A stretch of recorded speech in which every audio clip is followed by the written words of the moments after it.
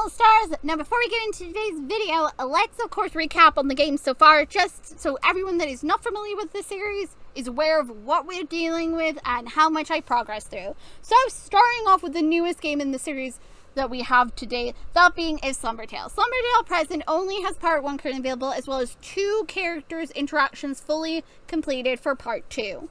This is not yet completed. This will be split into 3 parts. The 3rd part will be the finale. Okay? So I have covered part 1. I have covered all of Sans' interactions, leaving only Grubby's interactions left to do. Okay? Good? Everyone with me? Fantastic. Moving on. If Underswap, which we'll be tackling today, this one features a Flowey who is not swapped with Temmie. Unlike his normal canon, he is not swapped. I only created my own unique sprite for it, so that way I pay homage to the original one for this AU, being the one that's meant to have like the Temmie type face, but he is original OG Flowey personality, being the little brat flower weed who will attack you and just be rude and mean and, you know, be Flowey. He's not my Underfell Flowey. No, he's just a salty Flowey. That aside, in this one, you currently have got the romance round for Gaster, Sans, Papyrus, and of course, Flowey, as I said. I have completed all the routes up to date. At present, they're currently on hold. Because this game only goes up to chapter 3, Waterfall. It stops just before the lab. Now, before I even talk about the lab, let's address the route we're going to tackle today, being Friendship, which I'm bringing this one with me. Not going to say any more. Either way, darkpetal is super excited to release chapter 4, mainly to see my reaction for this one's route. And I am scared, terrified, excited, but mostly terrified, because I don't like how happy someone is getting over the main fan, and has made them stated this many times. This Gaster is the worst one out of all of them in the If series. This is the one to fear. If you had to pick one to be scared of, this is the one to be scared of. This is the one that you really need to be careful of. And apparently I'm trying to get with him, so what is wrong with me? Moving on. If Dusttale, this game made me cry more than once. I went through the romance route with Sans. I somehow lived. And I decided to go back and go through the friendship route. I cried all over again. I also found all the bad endings I could, and I also got you guys the neutral, meaning this one's complete, meaning I never have to go back into this, because this will just break my heart all over again, because every time I read this, I cry. I can't help it, I'm emotional, I'm a crying baby when it comes to this one just breaks my heart. Then we got If Mafiafell. In If Mafiafell, we got a total of 5 routes, that being Ezreal, who calls himself Raltsy. There is a reason for this, but I'm also not happy with him at the moment because of how his route goes. Then we got Wingerdings, Dawn Wingerdings, Sans, and Papyrus, as well as the Friendship route. At present, I do not have the Friendship route currently available, but this one goes up to chapter 6. So we only need to cover Friendship route in that one. We're waiting for an update to continue it, where one character said that he'll have time for me, and the other one said... The other one didn't say anything, really. He implied it more than once that we might be something more. He teased me, and then he broke my heart. Pretty much because I felt like I was left in the goddamn friend zone. Sorry. Can you tell? I'm a little bit salty about that. Because he was flirting with me first. And kept flirting. Either way. That being said, moving on. If Underfell is completed, I have done all of the romance routes, Sans, Papyrus, Gaster, Grillby, the harem route, Flowey / Ezreal, and of course I have done all the neutral endings I could find. I've done the friendship route, and whenever a new bonus scene is available, I will cover it. And darkpetal's even allowed for me to cover one that has yet to be added, that being the one for Gaster that I uploaded the other day. Okay? Great. When it updates, I will cover it. 2 playlists unlocked is completed, that being Dusttale and, of course, Underfell. The others are currently on hold. So we are going to be doing the friendship route for Underswap, friendship route for Mafiafell, and Grillby's interaction route, aka romance route. Okay, so if you guys can bear with me, and I hope you're enjoying the journey so far, I'm going to try to cover all this before darkpetal updates the games again, and then I have more to cover. The fan is on because it's way too hot here in the UK, and I'm sorry about that. I really am. I hope you can tolerate it. I'll turn up the music in the game so it'll drown it out a little bit more. So again, I apologize, but honestly, considering how hot it is here, it is extremely important that I stay cool and also that I drink lots of water, because this is not normal warmth for me. I cannot handle it.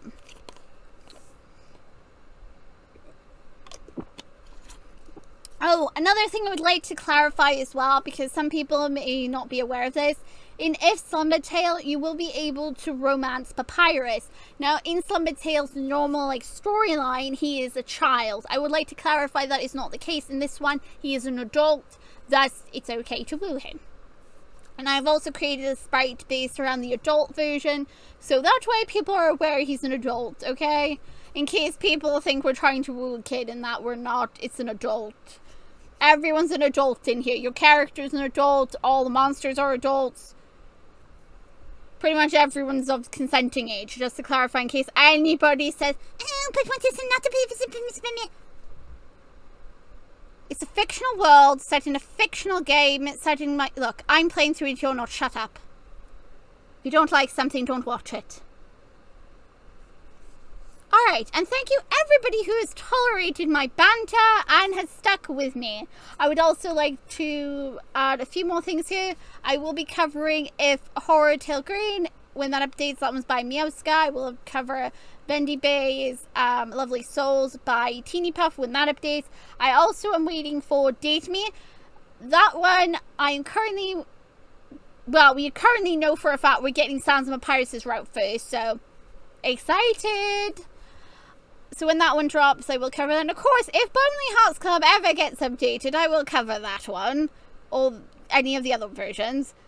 Either way, we are aware as well that Surviving the Bad Sands is going to DLC. I don't know when that's going to be made or what it's going to entail. I don't even know. Maybe we might see Error. I don't know. He was mentioned once.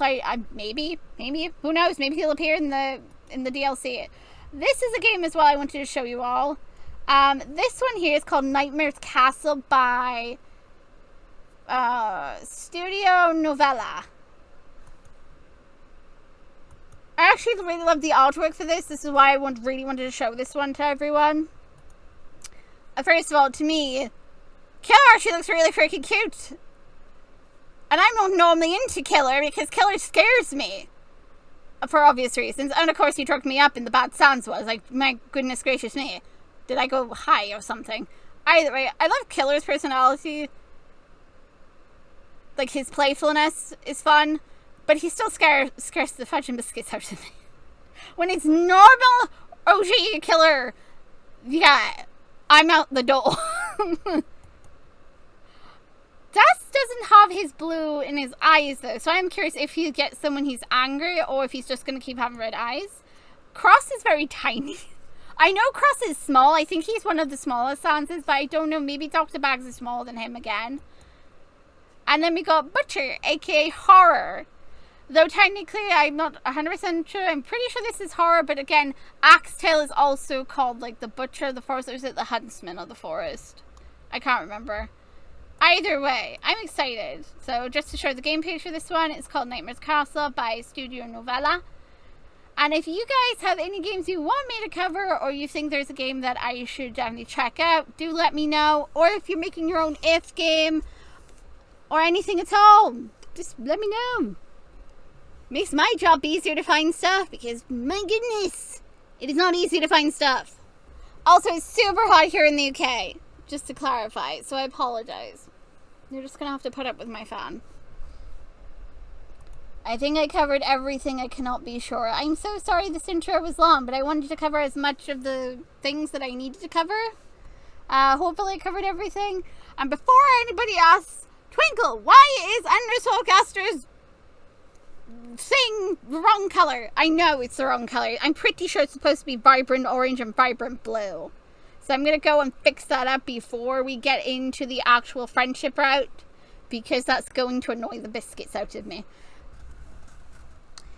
Hello my little stars and welcome back to If Underswap. This by here will be the friendship route. In this particular route, it doesn't really matter what kind of soul we have. We're not trying to woo anyone, we're trying to survive.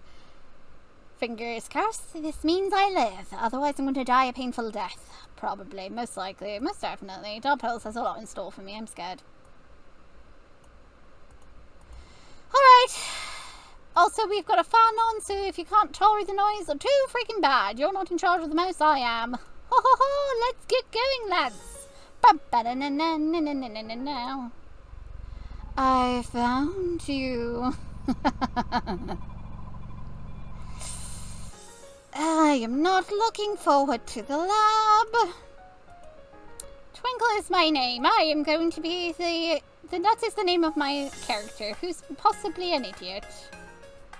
Either that or very weak-minded to follow the voice inside my head, trying to lure me to my death. Death is such a strong word. I'm pretty sure I'd be leaning to something a bit more creative and fun. Fun for you or fun for me? Fun for me, of course. After all, I know what's best for you.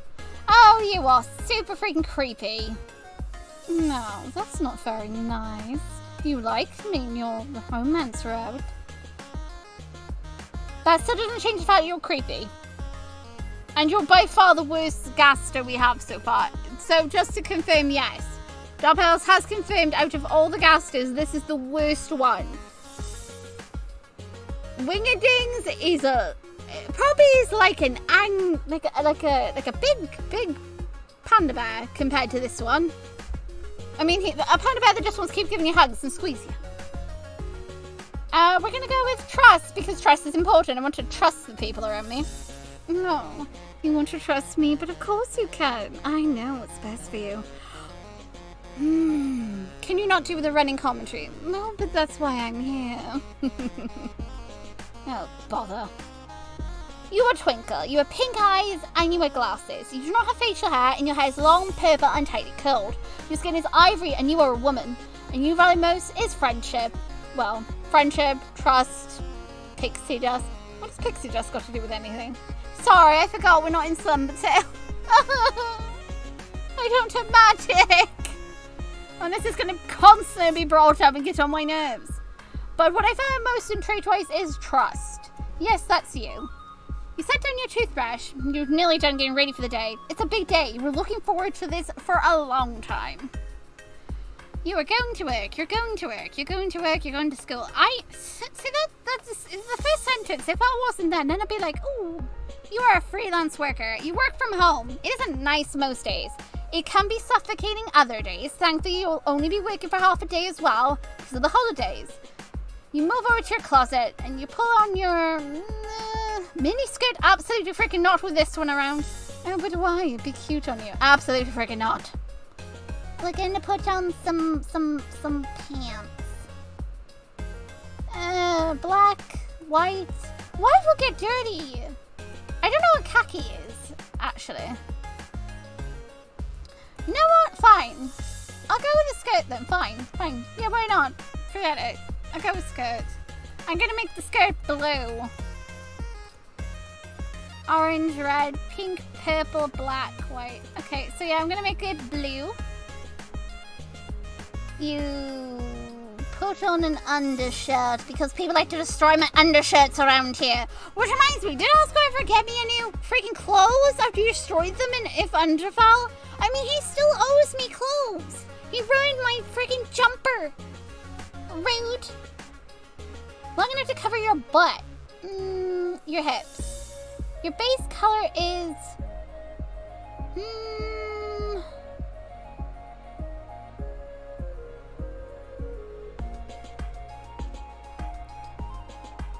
Your base color is... orange. Thick part around your thing. This is gonna look terrible. Okay, so here's the thing. This particular thing here, this, represents the scarf, doesn't it? Like, this literally represents the scarf. You love to wear stripy sweaters. Your closet is filled with them. All left are your shoes. Put on some boots. You're all set. You give yourself a once over in the mirror. You adjust your blue shirt, your blue skirt. You tied your light blue striped orange sweater. Thinking about that looks terrible. You know what? I'm going to give her skirt. We'll give her the white skirt.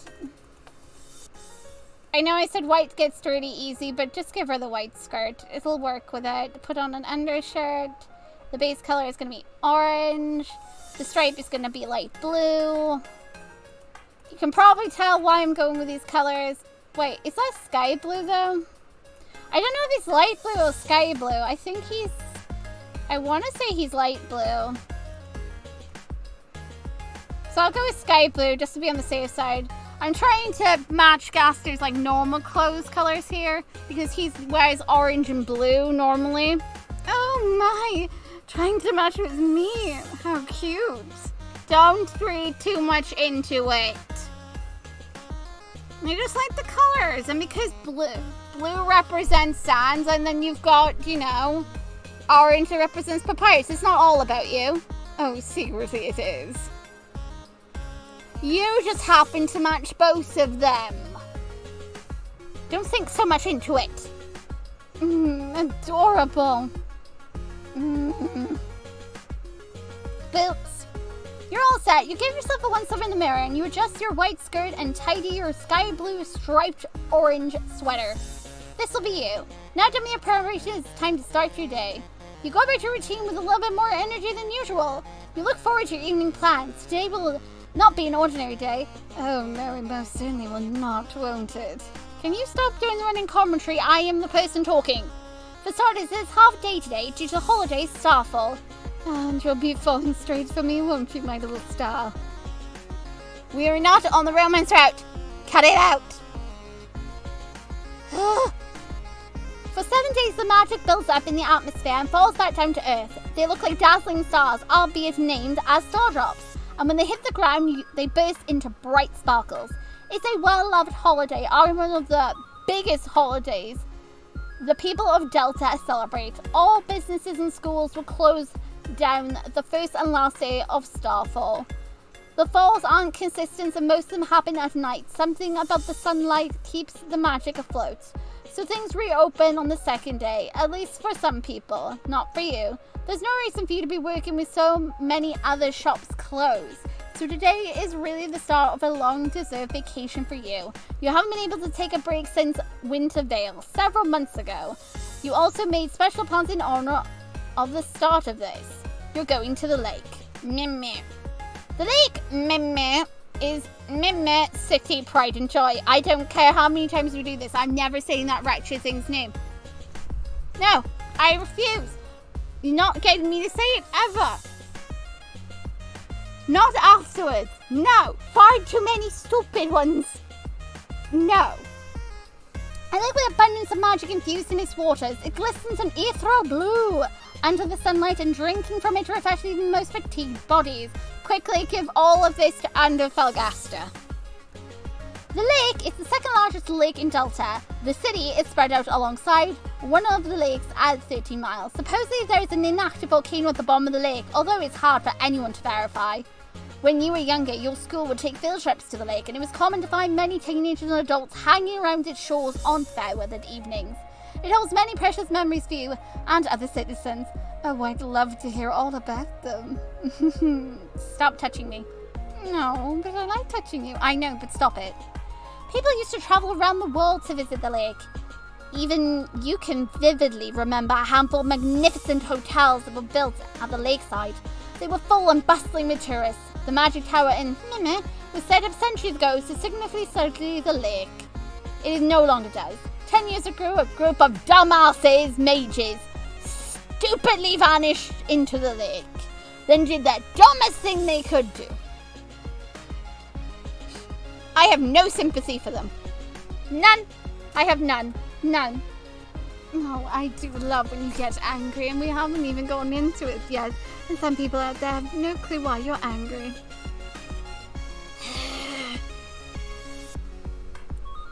These weren't ordinary mages. No, they were the elitist, the most stupidest of stupids there was. consider the best of their peers and absolutely frickin' stupid.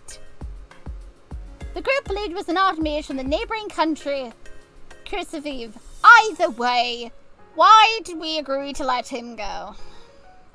The investigation into the lake was carefully planned for years and hotly covered by the media. The media was supposedly be capable of handling any unsuspected or dangerous situations unless they were faced with a freaking skeleton.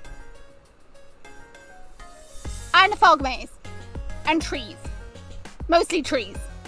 They were not prepared for trees.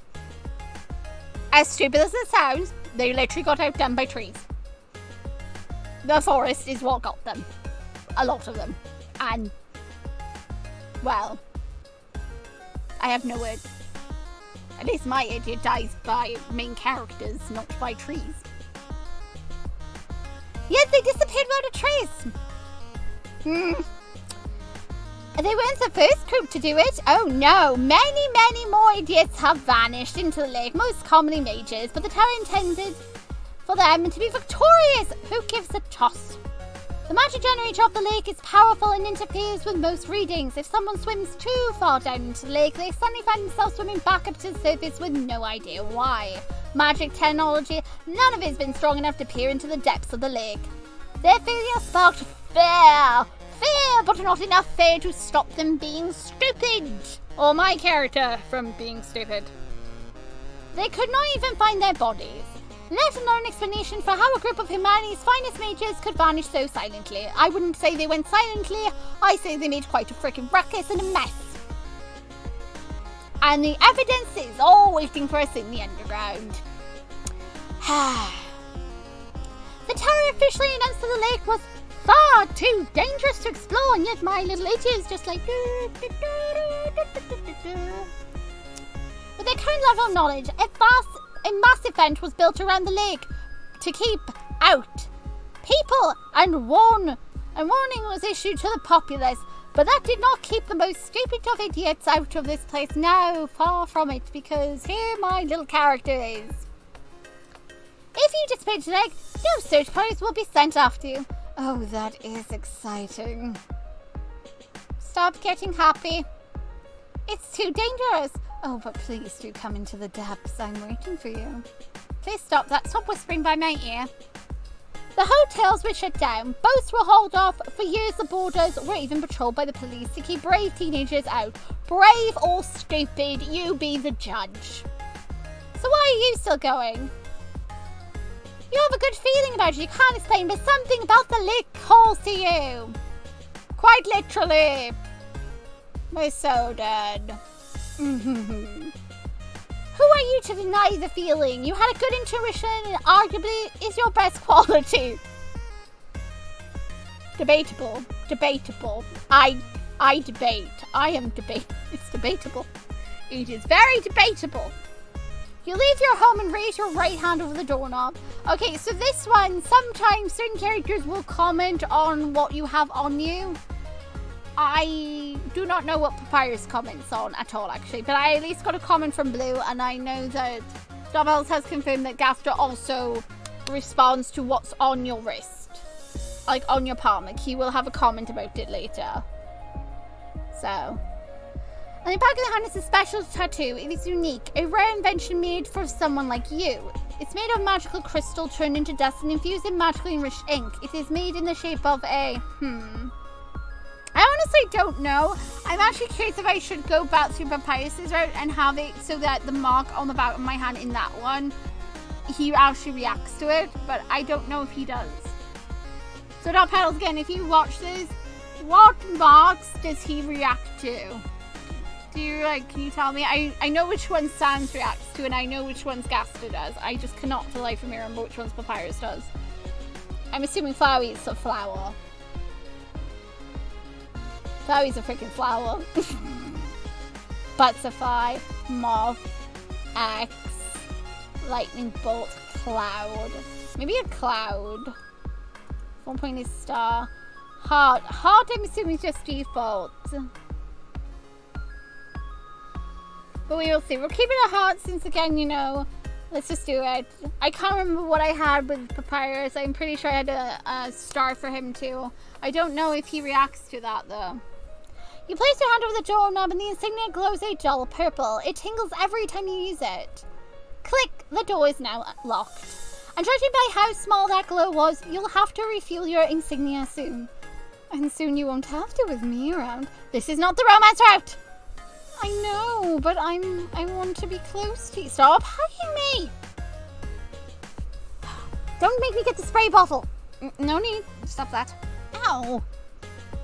Most of humanity is born with some magic. It's ingrained into everything humanity does. Magic is required to lock doors, use phones, and even flush public toilets.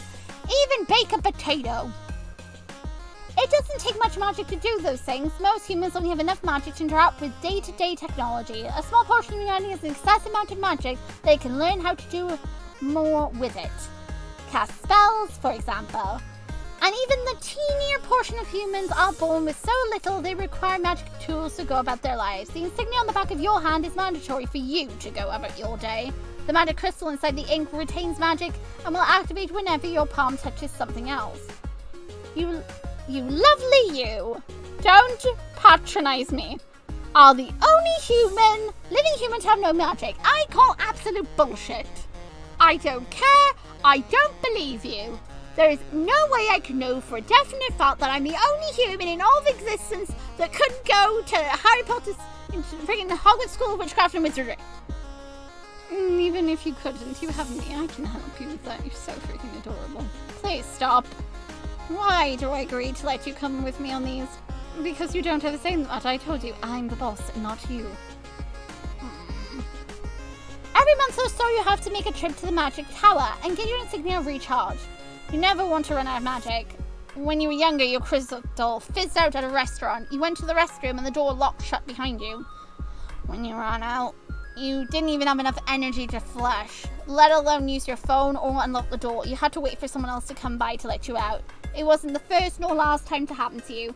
Sometimes things take more magic than you expect. You used an elevator once that took half your magic due to it suddenly breaking down. Not only were you stranded, but you couldn't use the magic button as it ran on magic, nor your phone, because again, it's run on magic. You glance down the back of your hand and the insignia continues to glow a faint purple.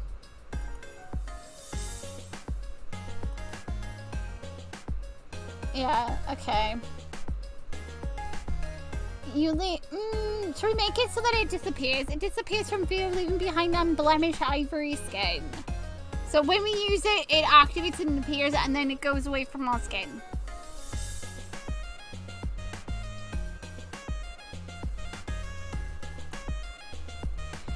It takes you 20 minutes to arrive at your destination. Ever since you made the journey to come to the lake on the first day of Starfall, you've been planning this. The first step was getting a boat. That was surprisingly easy. People trust idiots with boats for some freaking reason. Oh. One of your old co-workers, which I think secretly was working with Gaster this whole entire time to drop people to their doom and death. Probably our friend is like, yes, we'll happily help you. Less idiots in the world, the better. Anyway, wanted to get rid of his old boat. Oh, so he said secretly he was trying to get rid of you. He even had his own dock at the lake. Useless to him now with the closure. Technically, no one could access their docks or boats. Everyone had 1 year to get their boats out of the lake or forfeit them until who knows how long. He never got his boat out. When you asked for it, he gladly gave you the keys. The next part was getting fuel. The boat ran on magic, far more than you could reasonably supply, so you had to purchase pre-charged magical crystals. Lastly, your dinner. You packed your favorite, I don't know, cookies, I guess. Why not? Cookies! Cookies! Delicious. Once you reach the lake, you climb over the fence and follow the path to the lakeside. What a good idea with the dock was. He was very descriptive, despite not having gone to the docks in several years, and you find it without issue because he 100% was Kaylee trying to get rid of you.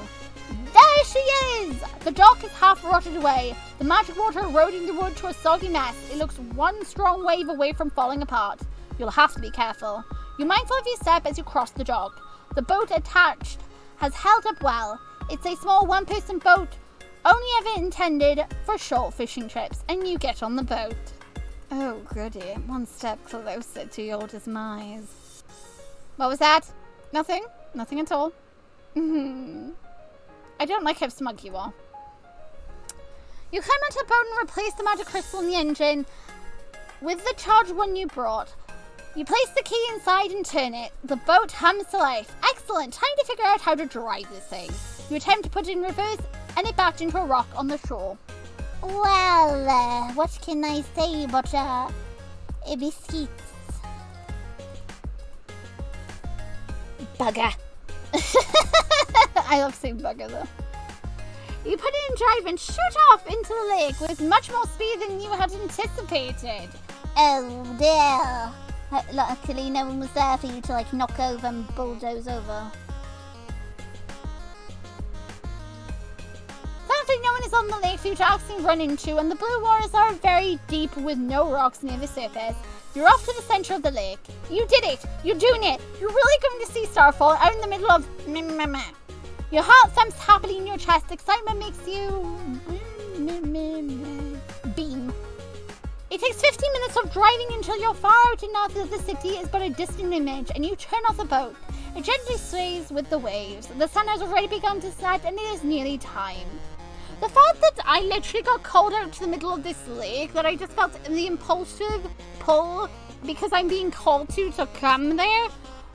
What is it? Everybody that goes there, they just hear him saying, follow me, come to me. I found you. He just randomly chooses people on a whim. How exactly, darkpetals, is he reaching out to people? Will we actually get to see how he's doing it? I want to 100% know, how is he doing that? How he picks his victims, as bad as that sounds, and how is he luring them? How is he doing that from inside the barrier thing? How did he find a way out around that? Or is he like utilizing the void or something? Oh god, can this one use the void?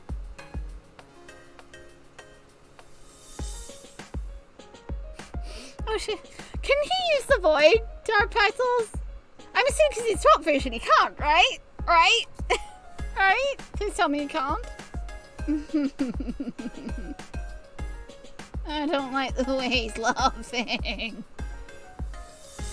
Anyway, where was we?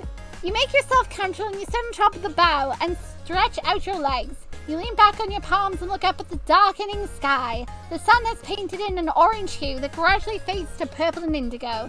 Stars twinkle above you and their light enchanted by the magic in the atmosphere. Minutes tick by as you patiently wait for the sun to go down and twilight begins.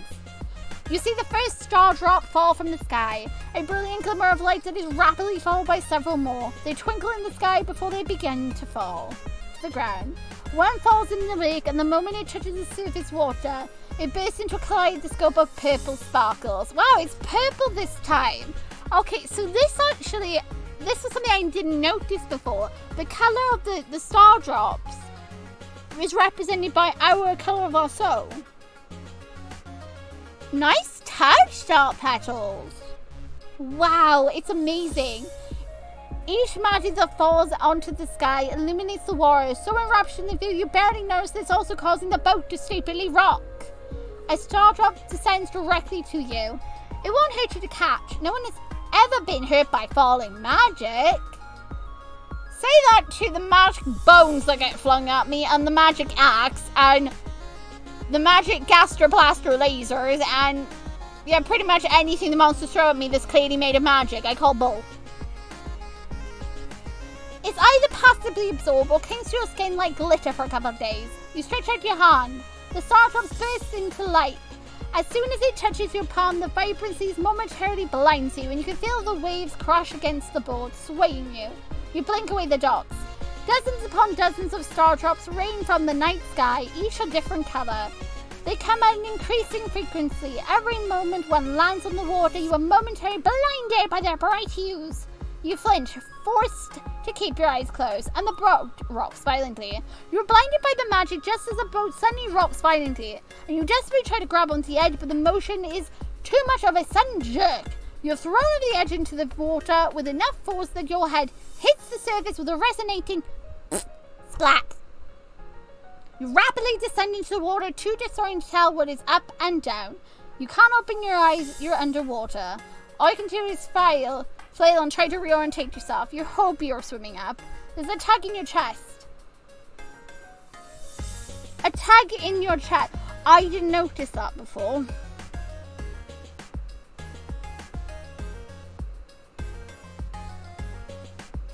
you little shit!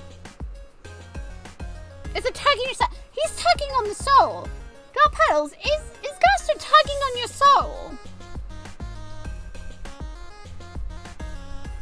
I don't want to assume it's him, but I feel like something, because it said a tug in your chest. So the tug in your chest is normally when they freaking like tug you, and they're like, come this way. It's a sudden pull in your entire body as you are yanked in one direction. Enough of a starting motion which rips the air you had been desperately holding. You're being dragged by an unforeseen force. You little shit!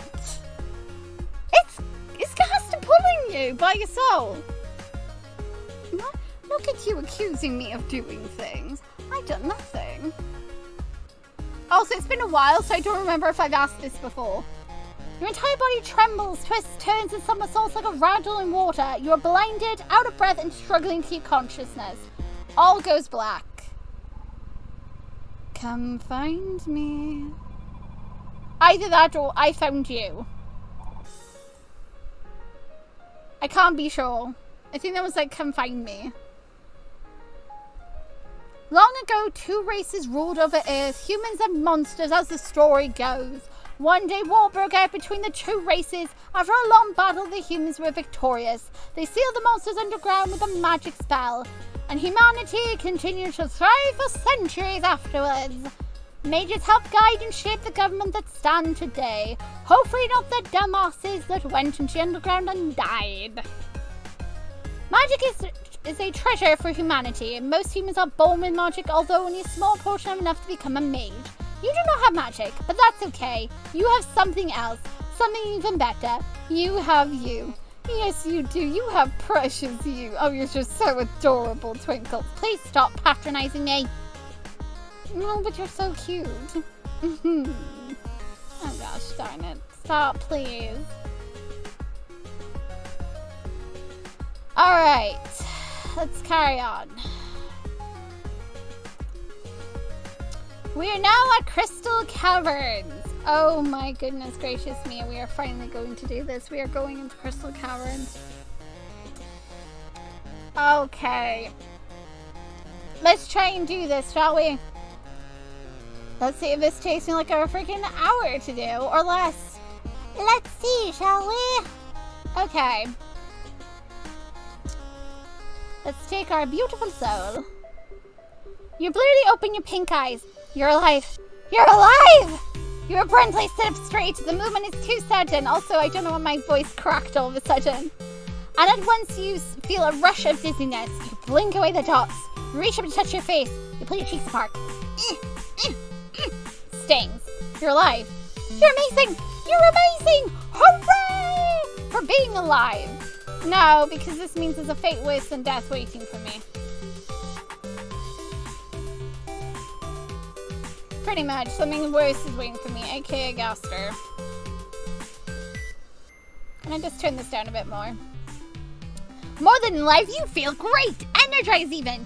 You stand up and take a look at your surroundings. You woke in a bed, flower bed, disgustingly large, vivid, tall grass stretches up to your knees. It's unlike flowers or grass you've seen before. The flowers are comically large and too symmetrical not to be magical. The grass looks more like seaweed with its wavy structure and blue-green tint.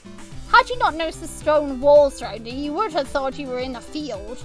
Cave walls have you boxed in. They stretch high and are bumpy, with many rocks and glittering crystals sticking out. You glance up. Wow! The ceiling is filled with holes, and in each hole you see water sloshing.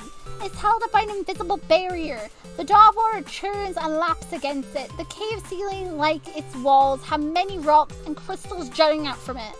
They glitter and glisten, each projecting their own light. Wait, those aren't ordinary crystals. They're magic crystals! One of the most valuable resources in the entire world, and this whole cavern is filled with them. It's a beautiful sight. You're in awe. It's truly breathtaking. You take the moment to admire the view. You beam as you do. Beauty aside, you have to wonder, where exactly are you? Okay, so I'm trying not to get with anyone in this. Whew, okay, so far, nobody has a thing for me. Wait, Fly hasn't got anything. Okay, we're good so far, we're good. You were on a boat in the middle of Mimimere Lake, and the waves got out of hand and you were knocked out of the boat. You fell in the water and got dragged down by a current? That wasn't a current. A current doesn't just yoink you in a direction like that. Not exactly. I'm pretty sure we're dealing with monster magic. Until darkpetals either confirm or denies my suspicion that maybe Gaster did something. Oh, come now. Don't get so salty. I'm not being salty. Why are you snuggling at me? I'm too hot. Stop hugging. No. Stop it. Thinking carefully through your memories, you don't remember much else between blacking out in the water and waking up here. You stare at the water in the ceiling. Are you at the bottom of the lake? The longer you stare at the rippling water above you, the more certain you are of this. Oh well, you're okay. You're certain you can figure this out. That's right. You don't have magic, but you have you. And you are enough. You can do this. You nod to yourself. Your bright peony-colored eyes immediately notice an opening at the far end of the cave, and you continue to look around. There are two openings, one on the far right of you, and the other on the far left. When lost in a maze, you're supposed to go left, right? Okay, so take the second path on the left. You go down the second path. It's not very long and it leads you to a small cavern where you see a lot of that seaweed-like grass. Out pops a flower. No, can we just skip over that wretched flower? Be nice, Gaster. This is the friendship route. I don't care. I don't want to be nice to it. There is a strange flower. It comes up to your knee and has big yellow petals and a face in the center of it. Its black eyes are staring at you, and it smiles. In such a sweet voice it speaks. Howdy, I'm Flowery, Flowery the Flower. I haven't seen you before. Are you new here? You nod, relaxing. Maybe this flower can help. You haven't seen a talking flower before, but on TV you've seen mages enchant inanimate objects to talk. A few years ago, talking mirrors were very popular as well. Golly, you must be so confused. Let me be the first to welcome you underground. Someone ought to teach you how things work around here. I guess little old me will have to do. No need, she has me. Shut up, you're not in the sight. Don't make me slap you. Flower continues. The flower gently sways side to side as he sweetly speaks. That would be kind of him. His smile widens. Ready? You confirm you are. Here you go, and your chest starts to burn. A pink heart shines the light in front of your chest. See the heart? Flowey asks you. That is your soul, the very accumulation of your being. Your eyes widen. You've heard a powerful, very powerful mage is able to manipulate their soul. A handful could even become soul-bound to a chosen partner. How can you, a magicless human, see your own soul? That should be impossible, yet you're staring at it. You know in the depth of your heart that the flower is said is true. This is your soul, and it grows that familiar purple that you've seen shine on your insignia each time, with each use. It thrums and beats in tandem with your heart, and it hovers a small distance from you. Your soul starts off weak, but if it gains a lot of LV, it becomes stronger. What's LV stand for? Why, love, of course. You want some love, don't you? You beam. You'd love some. How nice of him to offer. I'll share some with you then, says Flowey. He winks at you and playfully sticks out his tongue. White seeds are conjured in the air around Flowey, and they hover and spin, no bigger than your pinky nail. Down here, love is shared through little white friendliness pellets, Flowey asks you. Are you ready? The seeds slowly move closer to your soul, moving around. Move around and get as many as you can. You step closer, letting the pellets hit your soul. I am really curious why I got a different interaction with Flowey here. If you all remember, when it came to Flowey's route, I actually got a different pop-up when it came to Flowey, which I find so interesting. I don't know what I changed or did differently that allowed for that interaction to pop up. Pain. It's like anything you've experienced before. You've been pricked by a needle, burnt by something so hot, got your fingers frostbitten, you even broke a bone. The pain isn't like any of that. It is a sharp, freezing pain that burns you. It pierces through you like a knife would with soft butter. It overwhelms your senses and becomes all you can focus on. Pain. Dilapidating, agonizing pain, aka callback to friggin' Judgment Hall. I'm looking at you again, Sam. Oh, come on, I'm not even in this one. I know, a sweeter version is here. Hey, I'm better than Blue. What? Why did you... Do I need to go deal with him? No, leave him alone. Your very soul has been assaulted and it flickers weakly in front of you like a dying light. The flower's face morphs into a wicked grin. You idiots, in this world, it's kill or be killed. Why would anyone pass up an opportunity like this? Hundreds of pellets Petals are formed around you. Die! Flowey starts to laugh as the pellets start to close in on you, and there's no way you can avoid them. Your pain vanishes and your soul no longer is dangerously fading in and out of existence, and the pellets disappear. Much to Flowey's confusion first, then anger. A ball of fire appears to Flowey's right, and he hits him with enough force that the creature immediately pops back in the ground. Someone new steps into frame. He's not human. This person is an anthropomorphic goat with white fur, large horns, and floppy ears. He has a head of golden hair and a bushy beard. He's wearing a purple sweater vest with an odd design on the front. Underneath, there's a long-sleeved white tunic, shirt, and dark pants. A monster?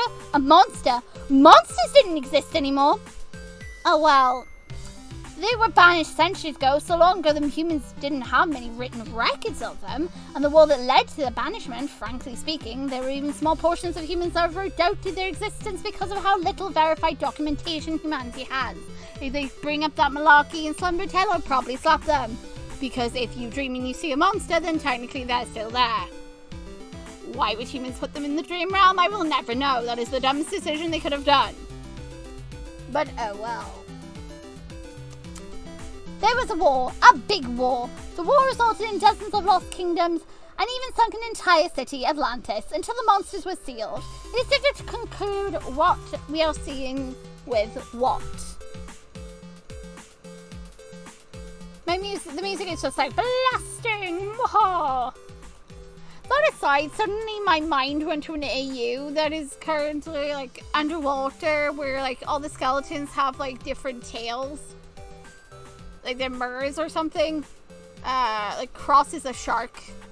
I think Nightmare is squid or octopus or something.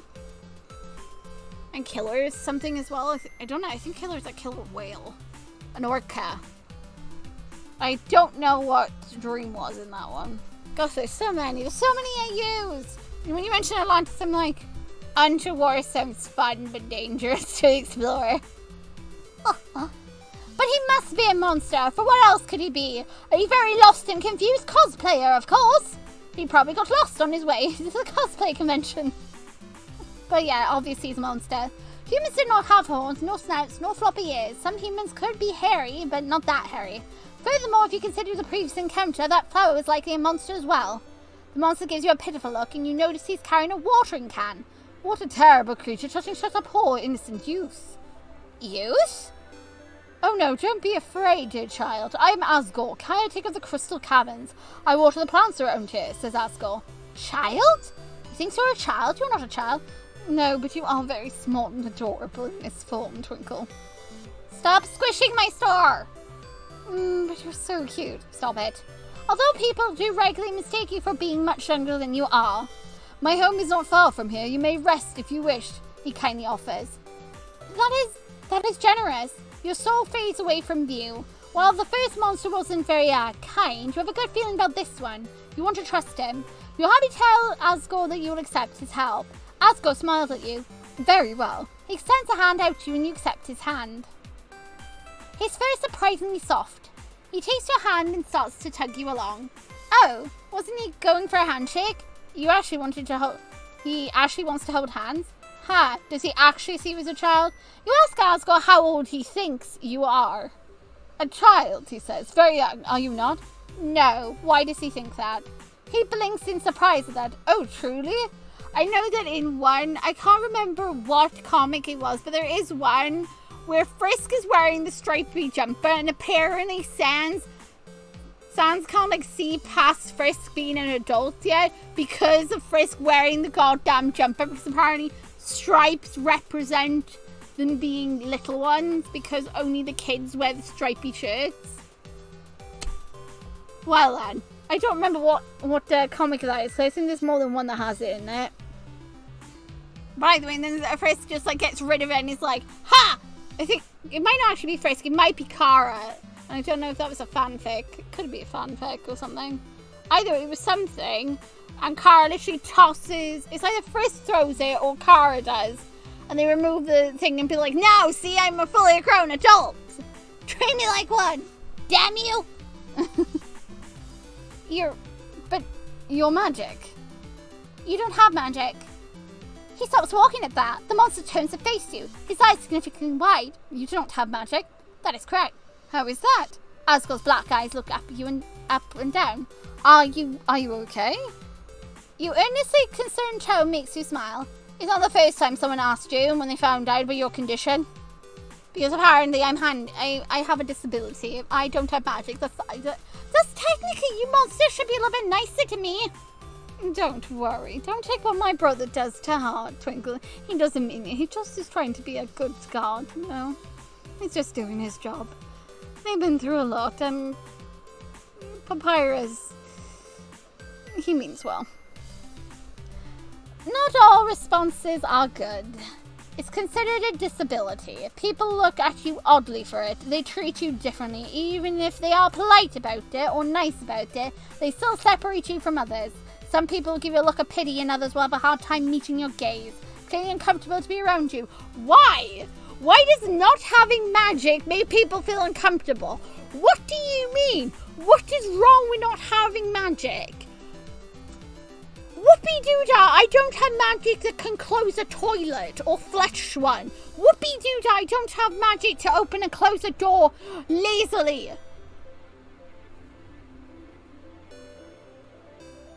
I don't get why that would make you feel embarrassed or ashamed. That is just a disgusting mindset to have. And again, you know, I dealt with bullying growing up, so, like, feeling of being, like, pushed out, like, not accepted and everything, you know? And some can be mean. Yeah, they are mean. They feel uncomfortable around you. You lived your whole life like this. It's all you've ever known. You're different from the others. There are things you can do and things you can't do, and you need help from others at times, even if you want to be independent. But that's okay. You're happy with who you are. You reassure Asgore that it's fine. You patiently explain this is how you were born. You show him your right hand and display the purple heart. He gently takes your hand and he marvels at the insignia. You notice as he looks over it that it's very bright. It was dull early this morning, yet the shine that it emanates is impossible to ignore. Your insignia has been fully recharged with magic. Did it soak in magic of the lake when you fell in, or did something else happen? Curious. Okay. Now you've got me intrigued. Was it the lake, or did something... What else could have happened? Flurry hit us. Was it when someone tugged my freaking soul? You are not letting go of the chance to blame me for something, are you? Exactly. Curious. I do apologize for confusing with a child, Asgore says. You beam and you tell me there's no issue. This is a beautiful piece of magic, he says. Thank you for showing me. You thank him for helping you. Asgore sheepishly smiles. I would never stand by and watch someone else be hurt, human or not. You beam. Pleased by your response, Asgore carefully holds your hand and continues to walk, and he guides you down a tunnel. You are curious though. Why did he think you were a child? Monsters age from their magic. This is absolutely unfreaking fair. I am considered a freaking baby. Yet for some reason, even though Asgore thought I was a baby, a child, because of the lack of magic, Sans thought I was a mage. I had no magic, he attacked me, and Asgore is like the complete freaking opposite, where he sees me like a freaking newborn baby. Infants and small children have very little magic. He pauses, he thinks over his next words. Monsters vary in size, shape, and colour, and the only way to determine our age is with magic. The older the monster, the more magic they have. That is freaking concerning, because that means goddamn Gaster has got an endless amount. Don't work yourself up too much, Twinkle. I'm trying not to, but I'm getting like very, very like, whoo, whoo, again. Woohoo!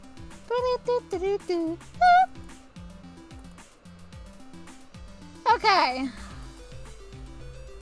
Humans decay. Sorry if that's the wrong word. It's not wrong. As a human age, their body breaks down. Mages live a lot longer than others, so due to their magic, or they live as long as the fact they don't run into a freaking tree that deals with them. Literally, the mage's greatest weakness is Mother Nature in the form of a tree. Or they run into Gaster. Either way. Pick your poison, pick your death. The fact that the tree is what did in some of them. You ask Asgore how long monsters live. If a monster has enough magic, they stop aging in their prime. Is this relevant? Do I need to know about this? Is this anything to do with something later? He says, the only way a monster can resume aging is if they permanently lose a large portion of their magic.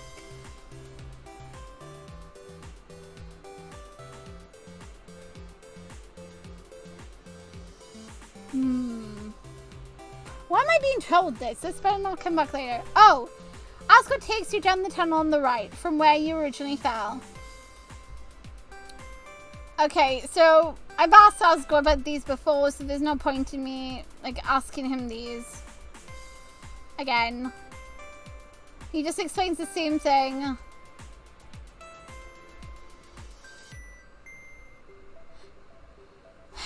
Okay, this tunnel is very long. There's another tunnel on the left, but Asgore walks by it. He guides you to the very end where the tunnel splits off to the left and right. On the right, it looks like it leads to another cavern, and on the left is another tunnel. You and Asgore go down the tunnel. You ask Asgore to explain where you are.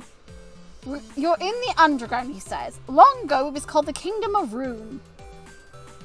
Really close to being called the Kingdom of Ruins, if I'm honest. It's not anymore. Many monsters simply refer to it as the underground, he says. There's no need to differentiate our kingdoms where there is no other kingdom. How many kingdoms do the humans have now? No kingdom, but humanity has 6 countries, you explain. Ah, 6 countries. Life in this world is so much more simpler. What happened to your kingdoms? Asgore asks in surprise. Whoa, I'm sorry to hear that. You shrug. It's generations before your time. It's history now. You live in the largest country, Delta. There was a Delta kingdom, Mrs. Asgore. Was the term country adopted because they felt the kingdom was far too intricate? You don't know. A lot of history was lost, unfortunately. What a shame. A lot of humans would agree. Okay, chooses the left path. Okay. The tunnels are beautiful. Many of them illuminated, crystals embedded into them. The crystals are filled complete with magic, what makes them faintly glow in different colors. It's a kaleidoscope of vibrancy. The floors are smooth to walk on and clearly made instead of naturally formed. The ceiling has cracks and gaps that show the lake water reflecting its light from the crystals. That is amazing. I love the friggin' layout of this place. It's a brilliantly bright place. At the end of this long tunnel, Asgore guides you into another cavern. The cavern has a house in it. It's a square black house with 2 big windows on either side of the large white door. There's an immaculate garden of herbs and flowers that grow along the path that leads to the house. It surprises you to see so much life in a cave under a lake. The crystals in the room all glow with a golden tint, similar to the sunlight, but without the warmth. Asgore stops on the path and he smiles at you. This is my home. You are welcome to stay here for the time. You warmly thank Asgore. Think nothing of it, he says. You follow him inside and he lets go of your hand. Your boots step onto the hardwood floor, something you did not expect would be accessible in this area. You hadn't seen any trees. Then again, if monsters can grow plants, why can't they grow trees? The front of the room is wide with a cozy living room on the right and a dining room on the left. The living room has a delicate tablecloth rug in front of an old green couch and lumpy recliner. There's a brick fireplace in the back center of the room where a lit fire. There are many gardening memorabilia neatly placed on the end table, coffee table, and in between books on the bookshelves. There are no empty counter spaces. The dining room has a large table with several chairs around it. Half of the table has been taken over by glass jars of colourful liquids, stacks of wax bars and long strings. Do pardon the mess, Asgore apologizes. I was making candles with flames earlier and had not a chance to clean up. It's fine. Are you hungry? Asgore asks. He folds his hands together in front of him. I've made golden Scotch pie. Golden Scotch pie? Asgore nods. Are you familiar with the flavour? You shake your head. You've never heard of it. What a shame. Would you like some? Sure, you'd like some golden Scotch pie. Asgore ushers you into a seat at the table. Are you thirsty as well? Do you like milk? Do you have chocolate milk? Coming right up, he says. Asgore disappears from you as he goes around a corner down the hall. I don't see why we need to even include this scene. Stop spending time with Asgore. Stop getting so salty, Gaster. I don't want you getting too comfortable and then not wanting to come to me. What if I want to stay with him? You don't have a choice. Okay! I'm still gonna try. Nothing. As he goes around a corner down the hall, you hear the clanking of dishes and a cheerful hum as the monster readies your food. He returns a minute later and he sets a plate in front of you with a fork and your drink. Golden butterscotch pie looks a lot like butterscotch pie. The slice of the pie in front of you has a flaky sand colour crust and a bright golden mousse filling. Over the top of the filling is another layer of pale yellow cream. Finally, there are tufts of whipped cream whipped out in the shape of flowers at the top. I am hungry. Asgore sits at the table beside you with his own cup of tea. You take the first bite. It tastes as butterscotch with floral notes. It's hard to describe the floral aftertaste. It is stronger than rose, but not as overpowering as lavender. You figured it must be the golden part of the pie. A golden flower? It's alright. Is it alright, he asks. I haven't fed a human in a very long time. It's delicious. You're enjoying the pie. He beams, his whole demeanor brightening. Truly, truly. I'm relieved. I've plenty more if you want. Definitely. You happily eat the pie, and Asgore brings you another slice.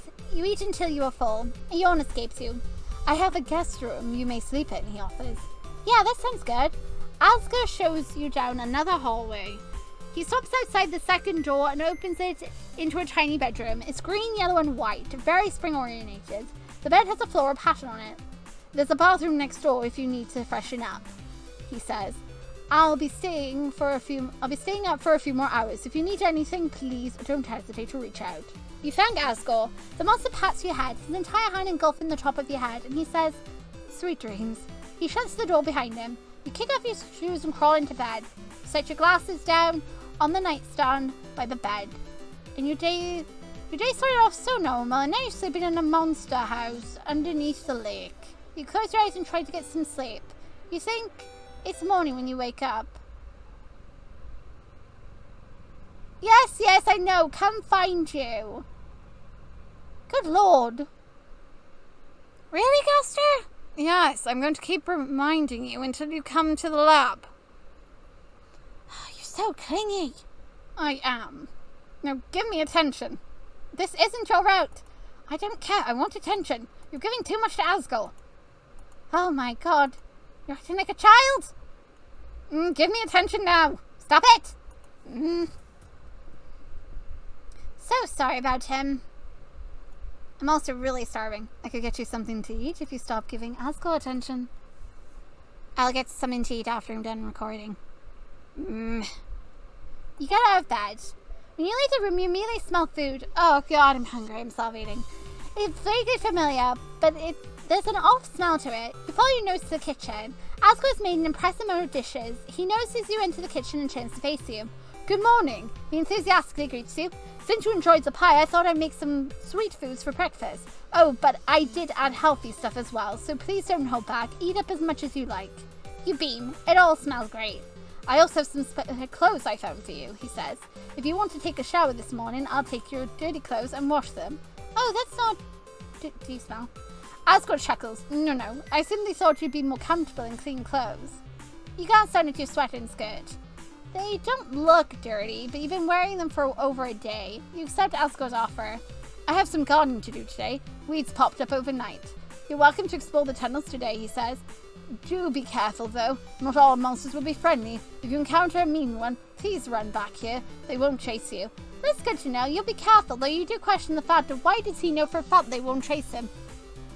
Has he experienced that before, or because he knows that they wouldn't dare? Probably... Now if I think about it, probably what happened is when the other kids came down here, we know technically it was mages, so... Maybe when kids came down there and stuff, the kids would get chased and Asgore would always have to protect them. Who knows? Such a new day. Asgore loaned you a sweater 2 sizes too big and a pair of shorts, a pair of pants, a robe to underneath, a pair of shorts that have been held up by a belt. A robe to wear underneath. I imagine it's going to be a robe, though. It's probably going to be a robe. Not the comfiest outfit, but it still gets the job done. The sweater has something in his pocket and you pull it out. It's a crude drawing map grid. Okay, but Osgold must have put it in here. This lovely map. This beautiful freaking map that helps me find my goddamn way.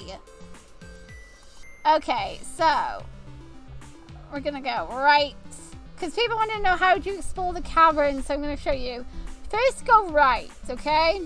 I'm going to include this in. I could read through this, but we might as well just show you guys how to do this. Now, once you go right, choose to go southwest. You enter the circular room. A huge crystal dangles from the center ceiling. It edges just out sharply. The light from the other crystal reflects off it, and you cannot see where it's connected to the ceiling. Is it growing in, or was it placed there? And it makes you nervous to walk under. If that thing falls on you, you're as good as dead. You look around the room. The floor is shiny and reflective, as are many of the crystals embedded in the walls. You see a distorted version of yourself in them. You walk further in, mindful to not go under the hanging crystals, to examine the room. When you turn back around, you realize you are no longer alone. There are two monsters blocking your path. Okay, so we have now encountered Blocks and what's the other one called? Miskop? I don't know how to pronounce them. By the way, we've counted the two monsters. So by here, our wonderful monster with the eyeball doesn't want you to look at him at all. He just doesn't want to look. He's got a huge eye. He just doesn't like it. Whereas Miskop loves to dance. So you're going to dance with that one. You take Miskop's offered claw and dance around with it. It smiles. One fake stretches into a wide grin. Haha, that was right, baby. Dance, baby. The two of you spin around while Lorix watches. So now we're going to go and we're going to look away and ignore Lorix. You look away and ignore Lorix. Finally, it matters. Because now the two monsters block your path. Both monsters relax. They step away from the entrance, allow you to pass a new beam. So now you spare them. So they've now gone and left. So we just spared the two monsters. So now what we're going to do is we're going to go and find Metabluke. So to find Metabluke, we're going to have to go forward north and forward north again. I think it's forward twice and then you're going to click on left.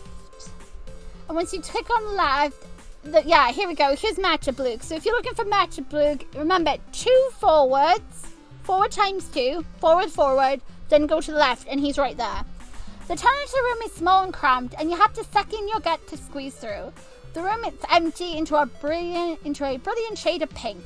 Many of the magic crystals retain a pink, purple or red glow, and there are dozens of pink flowers sprouting from the ground. You realize you are not alone in this room. A pale pink monster stares you with a wide eye. It is a ghost-like monster with bangs folding over its left eye. Its only visible eye has a red heart in it. As soon as it spots you, it starts to tremble. Now remember, compliment him. Just keep complimenting. Compliment him. Compliment the monster's smile. Then compliment the monster's voice. The monster colors turns from a pale pink to a hot pink. Thank you. I'm Metabluke. You introduce yourself. They smile shyly at you. Nice to meet you. I normally come to avoid others, but I'm glad I didn't avoid you.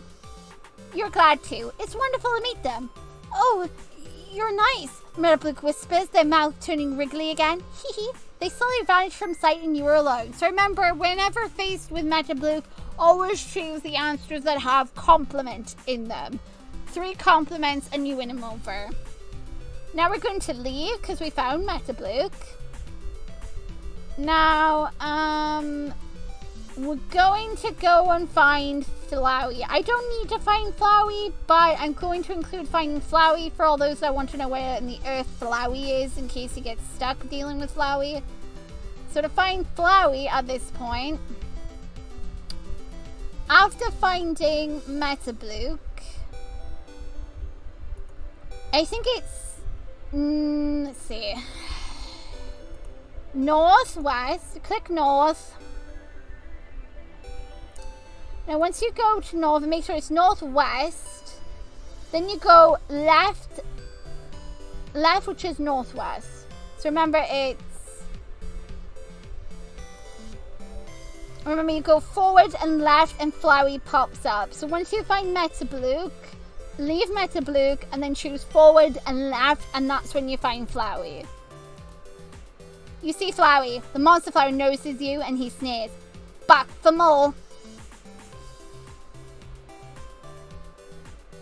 Let's see. So we're going to tell him, because he's being a hostile little flower.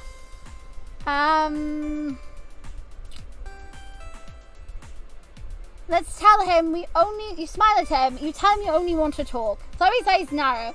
Don't you have something better to do? You ask him if he's okay.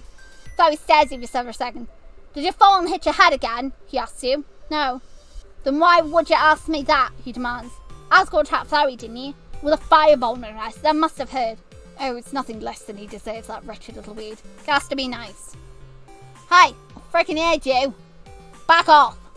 Oh, I get it. You want to know if I'm in pain, right? Flowey mocks. Oh, would love to see you in pain. Gaster! What? I just don't like him. You insist you're asking out of concern, not mockery. Right, sure, he drawls out, toxic sarcasm dripping from his tone. Because you're caring oh so much about monsters who try to kill you. What a saint you are, golly. I should feel honoured by your holy presence, dear human. The fire monster uses vines to shrug. Silly me, I can't even muster up the dare to care. He dramatically sighs. Oh golly, I hope you can find it in your saintly heart to forgive poor little me. You tearfully reassure him that you can indeed find it in your saintly heart to forgive him. Fire rolls his eyes, his fake smile back in place as he sardonically says, thank goodness I was about to lose sleep at night over it. You're happy to help. Oh, you're such a saint, it's gross. At least you have opposable thumbs. Rude, says Flowey. So is attacking someone. It had to be done, says Flowey. Uses vines to shrug again. That's the way the world works. Asgore disagrees. He's an old relic. Most of the monsters here are weak and spineless, says Flowey. You leave these Karen and you'll have to fight a lot worse than me. Yes, and something much more fun too. Gaster, stop touching me. Stop being touchy-feely, you weirdo. Don't talk to me like that, you wretched weed. There's more to the underground? Flowey scoffs. You think most monsters live in burrowed tunnels? You don't know what to think. You don't want to have a precognitive notion. Flowey looks away from you. Since I'm such a nice monster, I'll kindly give some advice. The underground is the entire kingdom. Asgore keeps watch over the caverns because the monsters here are too weak to handle the environment of the other areas. What are the other areas like? Why don't you go find out? Flowey smiled, turns to a grin. I bet it'd be so much fun. Fun for both of you? Flowey laughs. Haha, fun for me at least. You be. Okay, besides, you do want to see more of this place. Who knows, you might enjoy it. And you know, you have to consider how exactly you're going to get back home. Good. Enjoy yourself, Twinkle, says Flowey, who burrows underground and disappears from view. You're alone now. Leave. Okay, so now we've left Flowey. As you can tell, Flowey was pretty okay. So now we're going to go and find the note. So once we leave Flowey, we're going to have to go to... let's see. Where is the note? I need to go back northeast. Is it back northeast? Yes. Then it's far end south. So remember, back northeast, far end south. And then you'll get this. So back and then far east. Feel free to like pause this if you want to see where you gotta go. Until like stuff starts to like happen right here. Okay, so once you get to this part, you should then go to the side. Because we're gonna go find the note, our little hearty magnet. Our paper magnet soul thingy mabobber is gonna go wee-wah, wee-wah. Not really, but just imagine it makes some type of noise. And so it's your favorite noise there. Oh. The moment you step into the room, your hand tingles and you look down at your heart. Its purple glows faintly. You take a step back and the light goes away. You step forward and it returns. You take another step and the pulse quickens. You wave your hand to the left and to the right. It reacts more when you get closer to the side of the room. You move to the edge of the crystal room and the sensation in your hand grows stronger with each step. There's a flash of light. You reflect and look away, blinded from it. It's gone in a few seconds and it places a piece of paper on the ground. Your hand no longer tingles and you pick up the paper. It's thick and looks like it was ripped out of a notebook. You are no mage, but you can clearly see the magic was used on this paper and it's a subtle glow to it. Was the magic used to hide it? From what? And why did you have reactions to it? That's an excellent question. Why do we react to it? Is it because it's a human magic or is there something more to it? Is it because the magic crystals that we use, that the mages have, they're somehow connected to the monsters? Is there more to it than that? Is there a deeper meaning? I don't freaking know. Oh, you're so cute when you try to figure everything out. Stop getting happy. And why do you have a reaction to it? You approach your lips and read the paper. Archmage Dion should have told us the truth before we left. We are not prepared for this fight. He wouldn't listen, he doesn't care, he only wants to silence the voice. I wonder who the voice is. Oh, come now, you know pretty well it's me, and you can't silence me at all, even if you try really hard. Oh, you're so cute. See what I have to put up with? Because now I can't silence him either, and that's why he keeps popping up. You stare at it for several seconds, and your mind churns of the words. Archmage Dion, Archmage, Archmage. It's a group of mages that disappeared 10 years ago while investigating the lake. They were led by an Archmage. Was it Archmage Dion? Is this note from them? In that case, was this hidden from the monsters, meant to react only to another human's presence? How else would it go unnoticed for 10 years by the monsters living here? Well, we don't know for exactly if it was left specifically.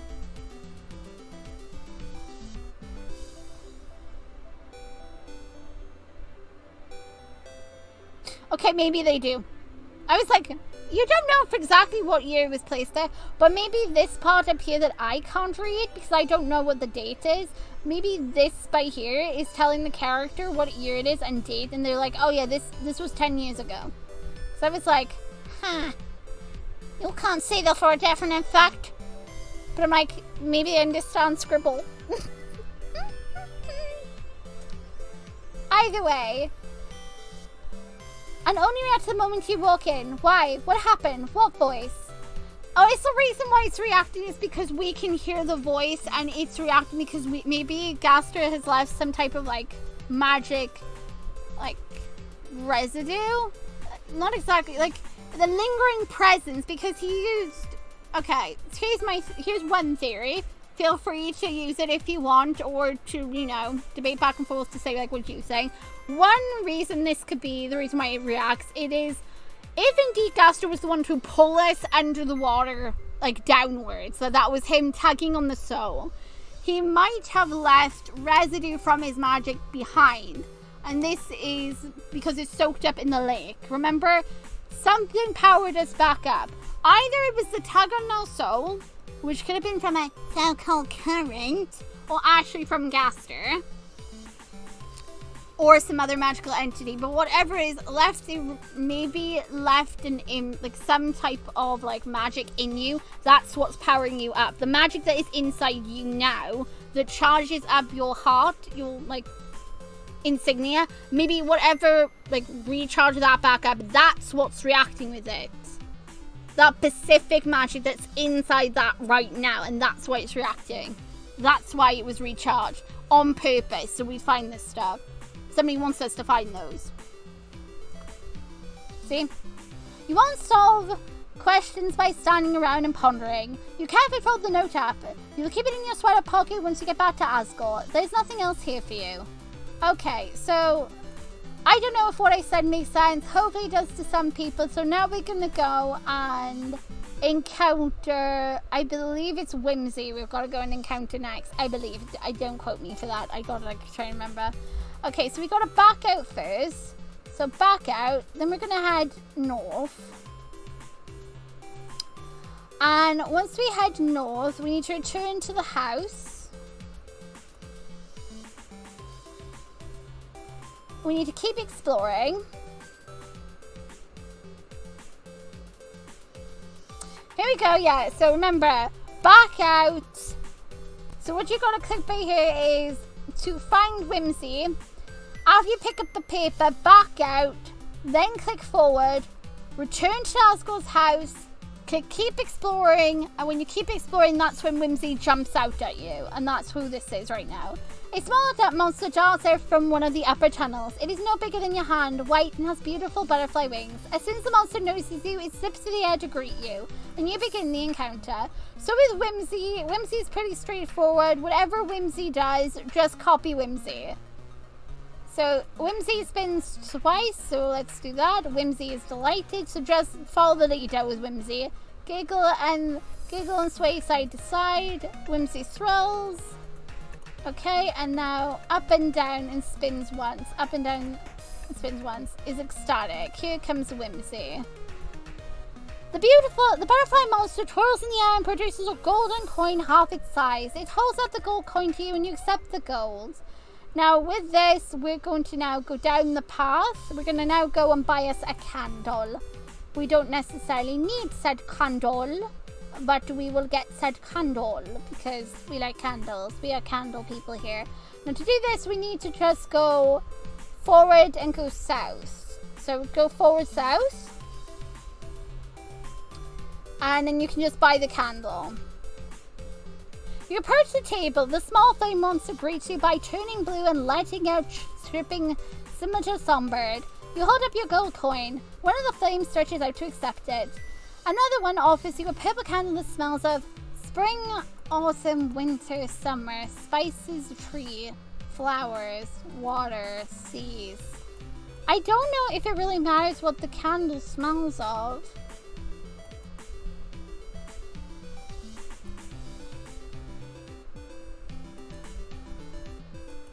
I don't know what this does. See, I don't know what exactly this represents.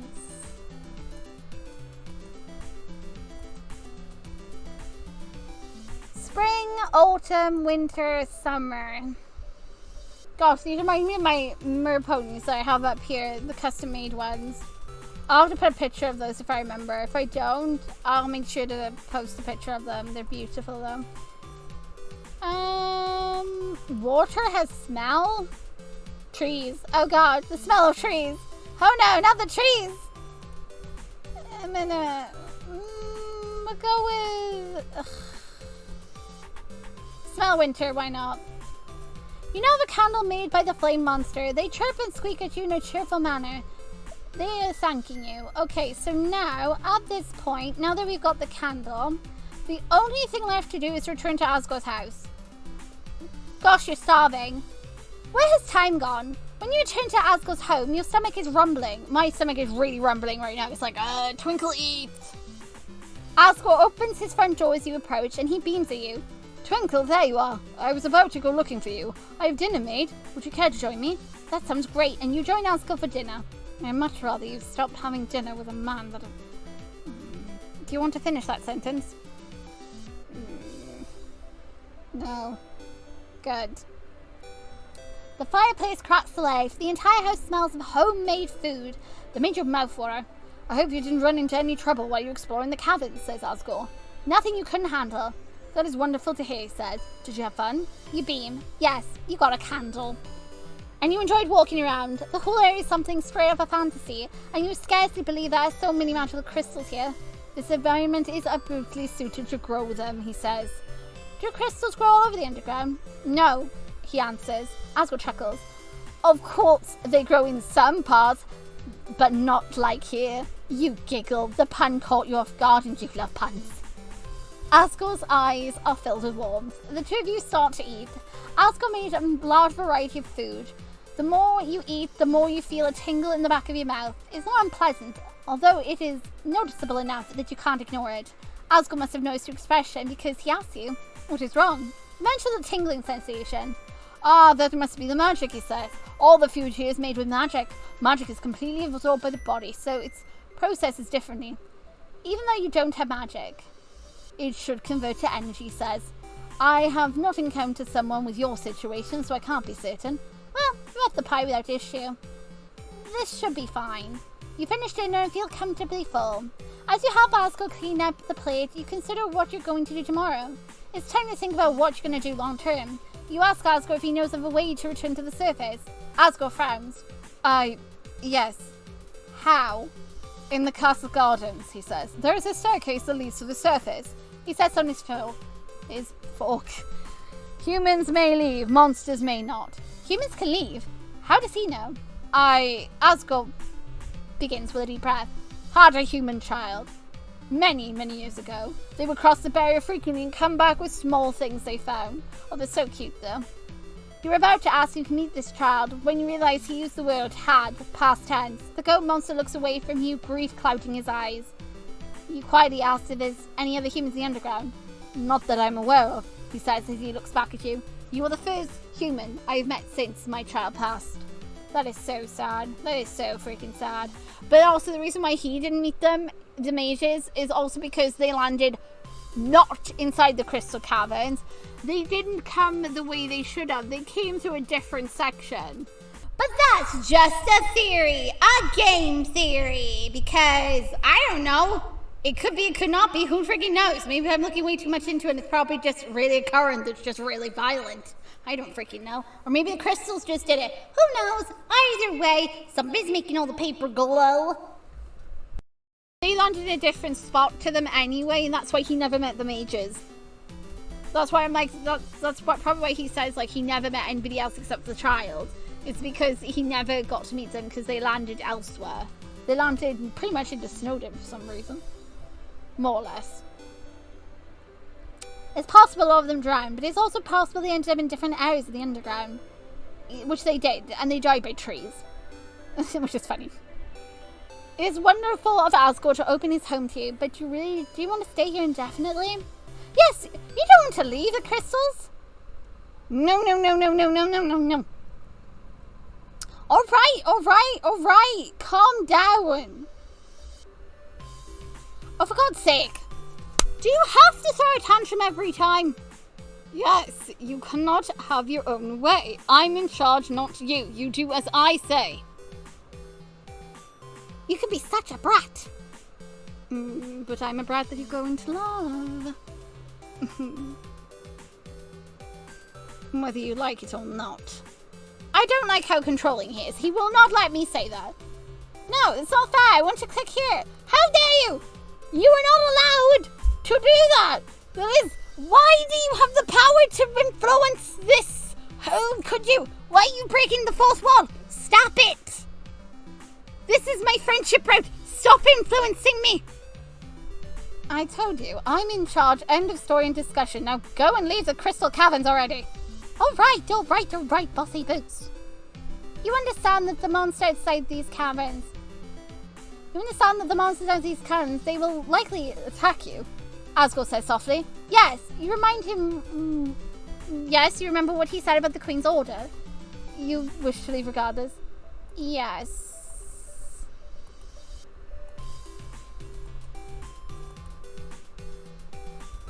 Yes, you feel like you have to. You need to return soon. I don't know what the best course of action is, what to say here. For a friendship route. Hopefully what I say here doesn't, like, affect where we're going.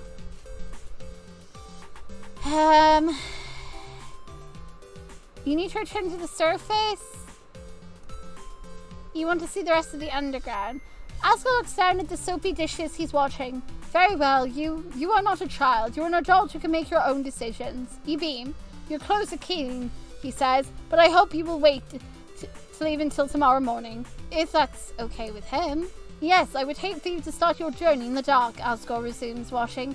And do you know, you are welcome to come back. My home is open to you. Oh my god, yes. Hug Asgore, hug him. You hug Asgore around the side and the goat monster startles and then lets out a chuckle. He shifts around to hug you tightly. You truthfully reassure him you'll be okay and you'll definitely see him again. His gaze is warm and gentle. I want to believe you. So do. He laughs. Good morning. It's time to leave. You're back in your white skirt and sweater and are ready to face the day. Asgore guides you through his house and out of the back door. At the very back, and the end of this cavern, there's a large blue door. He says, this door separates the Crystal Caverns from Snowden Forest. Asgore pauses. You'll have to cross multiple areas in the underground to reach the castle. His expression clouds. Will be dangerous. You understand. His smile looks pained. This is for you, he says. He pulls out a sky blue scarf. I've enchanted to help you. Your eyes widen. You accept the scarf and wrap it around your neck. It's very long and it goes past your butt. Monsters use magic to regulate our body temperature, Asgore begins to explain. So many of our homes do not have extra protection from the environment. The scarf will protect you from some of the more extreme areas. It's very nice of him to do this. You immediately go to hug him again, and Asgore accepts your embrace tightly. He gently pats your back. Please be safe, he whispers. You will, and you leave the Crystal Caverns. Oh my god.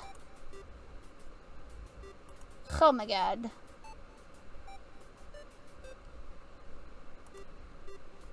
Oh my. Okay, so we have made it here. We've been cheerful, meaning Sans may or may not try to get with me. So I might have to watch him. I don't want him to get with me, though. This is friendship. Alright, so this marks the end of Crystal Caverns. Okay, 2 more chapters to go. I've got this. We've got this. We've got this, folks. We can do this. I also need to get the bad ending and get caught by Sans to show the other ending involving this one. Also, you got so bossy in this. You tried to do whatever you wanted without even asking me first. I'm not even your child. You can't boss me around. Oh, yes, I can. You're so mean. While I'm here doing this friendship road, overseeing your decisions, you will do as I say and go where I want you to. Well, guys, I hope you enjoyed the episode, and I'll see you guys in the next chapter. Hopefully someone won't be so bossy. Don't even think about it, Twinkle. It's my way or no way. Does that mean I can just sit here and not do anything? Absolutely not. I'll be dragging your soul otherwise. Okay. We're ending the episode. Bye.